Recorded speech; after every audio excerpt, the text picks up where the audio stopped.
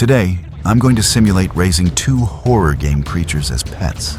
And we're starting with them as tiny babies that can literally fit in the palm of my hand, all the way until they're big enough to escape and interact with the real world. And there are 2 of them in this video, starting off with this little guy. This is a baby Enderman.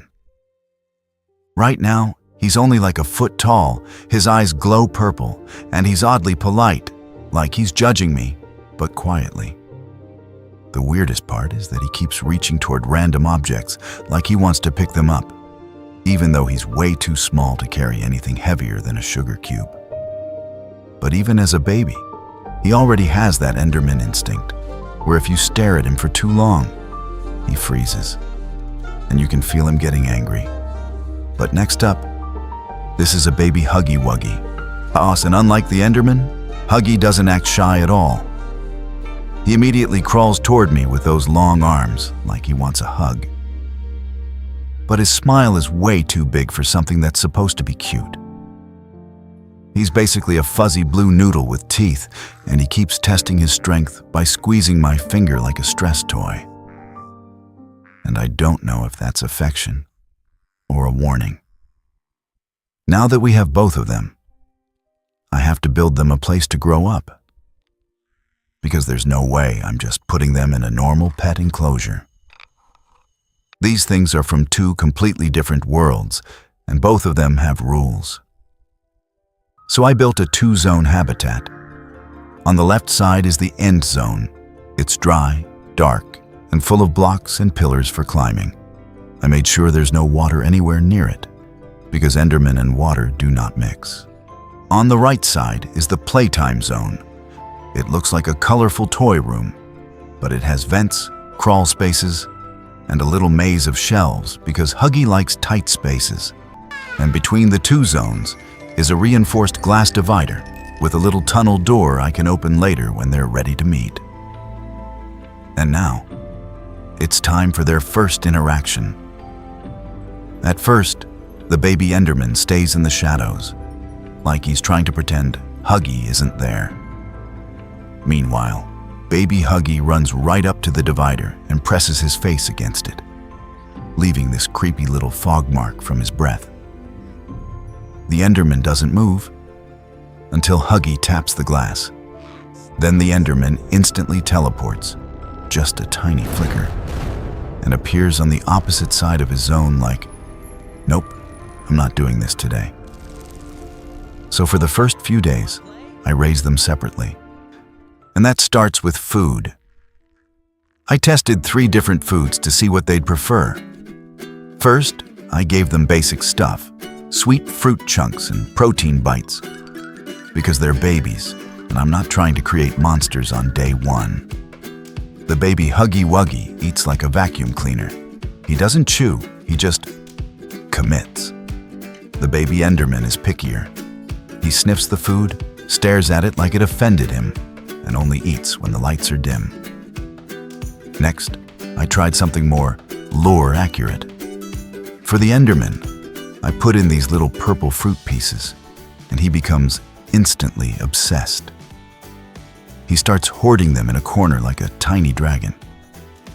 For Huggy, I added toy stuffing and candy-like pellets, and he starts bouncing around his zone like I just gave a toddler soda. But the final feeding test was the most important. And I introduced moving targets. Nothing crazy, just little robotic toy bugs and tiny rolling drones. And this is where their personalities really show. Huggy Wuggy hunts like a straight-up ambush predator. He hides in the vents, waits until the drone rolls underneath, and then he drops down and grabs it. Meanwhile, the baby Enderman doesn't chase at all. He just teleports closer and closer until he's right behind it, picks it up, and stares at me like, you see how easy that was? Over the next few months, they grow fast, like way too fast. The Enderman goes from hand-sized to taller than my refrigerator, and now he can lift actual blocks. I start noticing parts of his habitat going missing. then reappearing in weird places. One morning, I wake up, and the entire pillar arrangement is different. Like he redecorated while I slept. And if I accidentally make eye contact, he doesn't just get angry. He charges the glass and the lights flicker. Meanwhile, Huggy Wuggy grows into this long-limbed monster that can crawl across the ceiling like a spider. He starts leaving handprints on the glass divider. And the scariest part is that he learns routines. He figures out when I bring food. He figures out when I clean. And he starts waiting. Right above the door, like he's planning something. At this point, they've outgrown the home habitat. So I transport them to a secure research warehouse, basically a giant indoor facility built for containment. It's 10 times larger, with separate wings, reinforced doors, and cameras everywhere. And for the first couple weeks, everything is fine. They're entertained, they have space, and they're well fed. But then the problems start. The Enderman begins teleporting farther than he should be able to. We start finding him on cameras, standing in corners he was never placed in, just staring at the lens. Workers report missing tools, missing boxes. And once, an entire rolling chair ends up on top of a high platform with no ramps leading to it. And Huggy Wuggy? He starts using the vents to travel across the whole facility. The cameras catch him crawling through the ventilation like a living scarf. He doesn't break things. He's smarter than that. He just relocates. And every time the staff tries to corner him, he backs into a dark tunnel, and that smile is the last thing they see. So the facility director makes a decision. They can't share a building anymore. And the Enderman is moved into an end dome, a tall circular chamber with blackout lighting and block storage for enrichment. Huggy is moved into a play maze, a huge toy factory-inspired wing with motion sensors and blast doors. And that's when it gets worse, because now they're bored. The Enderman starts pacing like a tiger.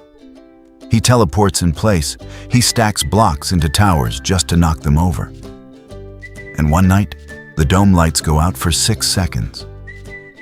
When they come back on, the Enderman is standing directly in front of the main door, holding the keycard lanyard that was on a guard's neck 5 minutes ago. Meanwhile, Huggy Wuggy starts hitting the doors. Not hard enough to trigger alarms, but rhythmic, like knocking, like communication.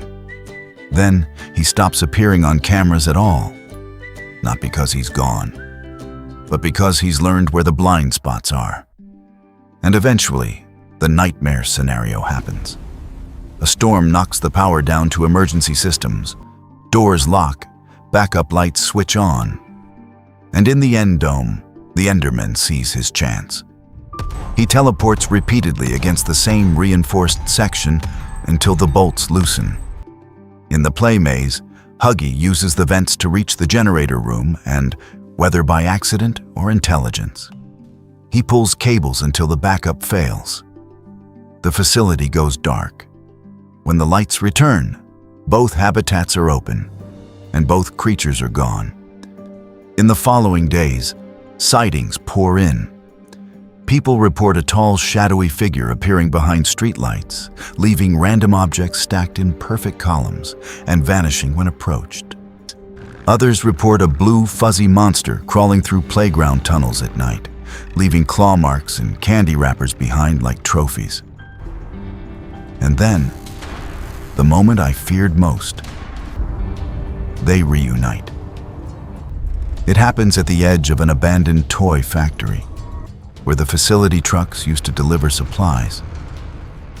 The Enderman is drawn to it because it's full of objects. Huggy is drawn to it because it feels like home. And when they see each other again, they don't fight right away. Huggy steps forward, arms wide like he wants a hug. The Enderman tilts his head, confused, then teleports behind him. Huggy spins instantly, smiling wider, thrilled like this is a game. And for a second, it looks like they're about to become the most dangerous duo on the planet. But then humans show up, security teams, lights, cameras, shouting, and the Enderman reacts first. He hates being watched. He starts teleporting wildly, pulling objects into the air, stacking barriers, creating chaos. Huggy sees the panic and does what he does best. He moves through the vents, appearing and disappearing, herding people into tighter and tighter corridors. And that's when I realize the truth. They aren't just escaping. They're adapting. So I do the only thing left that this simulation can end with. I give them a choice, not captivity, not chaos, but a place they belong. I open a controlled portal chamber. One door leads to a dry, empty end-like world where the Enderman won't be hunted for existing.